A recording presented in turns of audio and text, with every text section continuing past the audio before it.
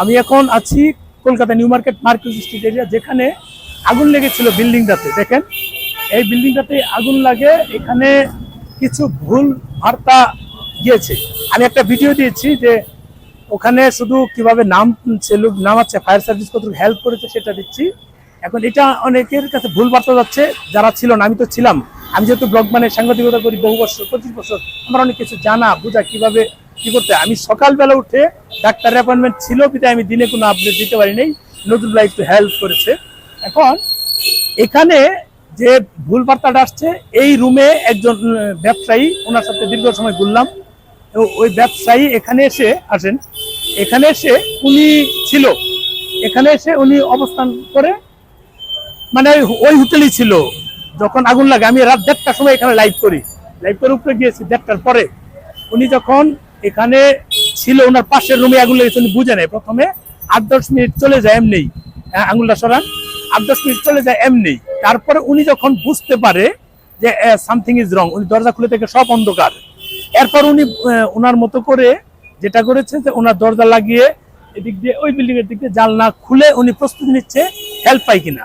ঠিক ওই মুহূর্তেই 10-15-20 মিনিট হবে, উনি পায়ের আওয়াজ পায়। তার মানে এখানে যারা ফায়ার সার্ভিসের লোকজন ছিল তারা চলে আসে, এসে তাদেরকে উদ্ধার করে। উদ্ধারের কিন্তু একটা ভিডিও দিয়েছি, দেখেন মই লাগিয়ে, কিন্তু রাতের ভিডিও, মই লাগিয়ে কিন্তু লোকজনকে নামানো হচ্ছিল। তার মানে আমাদের এখানে অনেকগুলো মিডিয়া বা আমাদের বাংলাদেশে অনেক রিউমার ছড়িয়েছে যে 1.5-2 ঘন্টা পর নাকি এই ফায়ার সার্ভিসের লোকজন আসে। তথ্যটা ভুল। যিনি রুমে ছিল, যিনাকে উদ্ধার করেছে, ওনার সাথেই আমার দেখা হলো।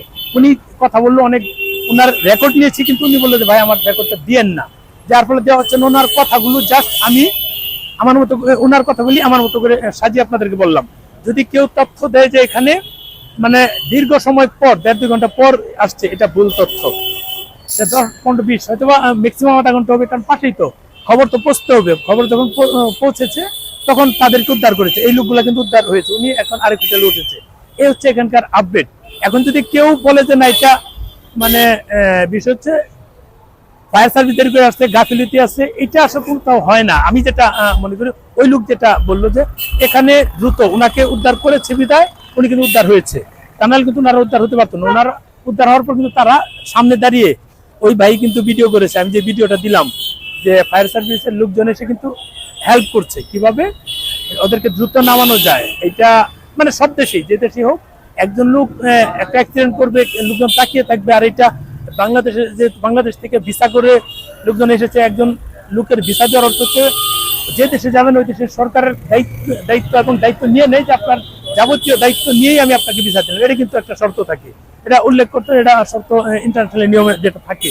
তাহলে নিশ্চয়ই তাদেরকে হেল্প করার জন্য আসছে। যাই হোক, আমার কথা হচ্ছে যে আমাদের এতগুলো লোক মারা গেল, এটা কেন মারা গেল, কেন এই হলো, এটা আসলে এখানে আর কিছু বললাম। আমাদের এটা খুব ট্র্যাজেডি একটা ঘটনা, আমাদের রুমেও লাগতে পারতো, আমরা হয়তো চলে যেতে পারতাম।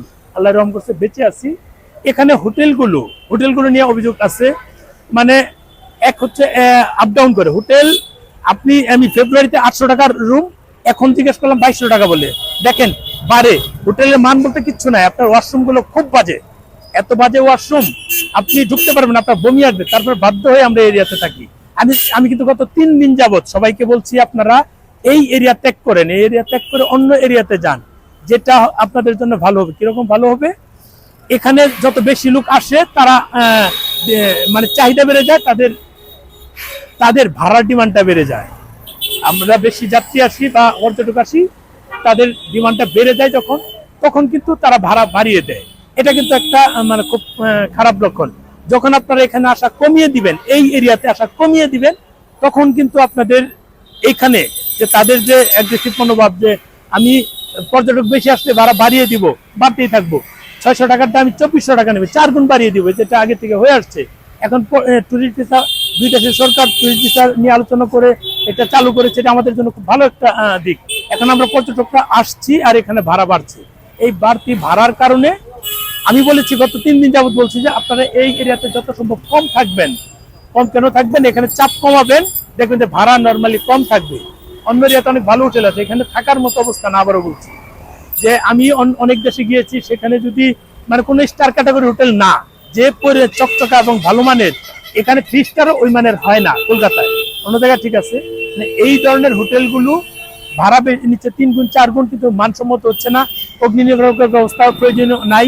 মানে একটা বিল্ডিং এ 10টা 12টা 15টা হোটেল, 5টা 6টা রুম নিয়ে একটা হোটেল তৈরি করে দিল, যেহেতু আমাদের ডিমান্ড এখানে বেশি, আসি বেশি, এরকম কিন্তু হচ্ছিল। তাই বলবো আপনারা যারা এই এরিয়াতে আসার চিন্তা ভাবনা করছেন, এখন অন্তত এই উপলক্ষে হলেও অন্য এরিয়াতে যান। এখন বলবেন যে আপনি তো আছেন, আমার ভাই এটাই লাস্ট, এখানে আমি যেহেতু আসবো না, পরে থেকে অন্য জায়গায় থাকবো, একবার রাতে এসে সন্ধ্যায় এসে 3-4 ঘন্টা থেকে এখানে চা খেয়ে চলে যাব, সেটা ডিফারেন্ট হিসাব। কিন্তু পার্মানেন্ট এখানে এসে থেকে আমি রিপিট সেটা আর করবো না। তাই আমার মানে আপনাদের কাছে চাওয়া হচ্ছে, এখানে যারা আসেন অন্তত এই এরিয়া ত্যাগ করেন। যদি ট্রিটমেন্ট করতে আসেন, মুকুন্দপুর অনেক জায়গা আছে, যেসব হাসপাতাল, ওখানে অনেকগুলো হাসপাতাল আছে, আশেপাশে থাকেন।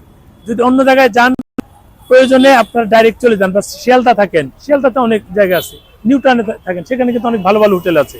যদি এখানেই ঘিঞ্জি পরিবেশে থাকতে হয় তেমনটা কিন্তু না। ঘিঞ্জি পরিবেশে থাকার কারণে আমরা আসি, এতে কিন্তু কি হয়, তারা কিন্তু ভাড়া বাড়িয়ে দেয়, এমন বাড়ায়। আমি 800 টাকার রাতে লাইভে গেলাম, ওই লোক বলছে 800 টাকার হোটেল তারা 2200 টাকা আমার কাছে যাচ্ছে। ফেব্রুয়ারিতে 800 টাকা ছিল, সেটা 2200 যাচ্ছে। এখন এরকম যদি হয়, তার মানে আমরা বেশি আসছি বিধায় তারা চাচ্ছে। এরকম যদি হয় তাহলে এটা অ্যাভয়েড করেন, এই এরিয়াটা অ্যাভয়েড করেন, ধীরে ধীরে অ্যাভয়েড করেন।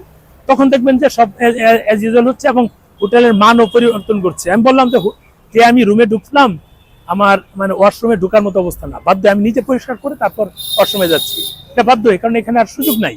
এই এরিয়াতে কেন আসছি, দুষ্ট আমার, আমি যদি এখানে না আসতাম তাহলে এই সুযোগটা তারা নিতে পারতো না। ভালো থাকবেন, শেয়ার দিন ভিডিওটা।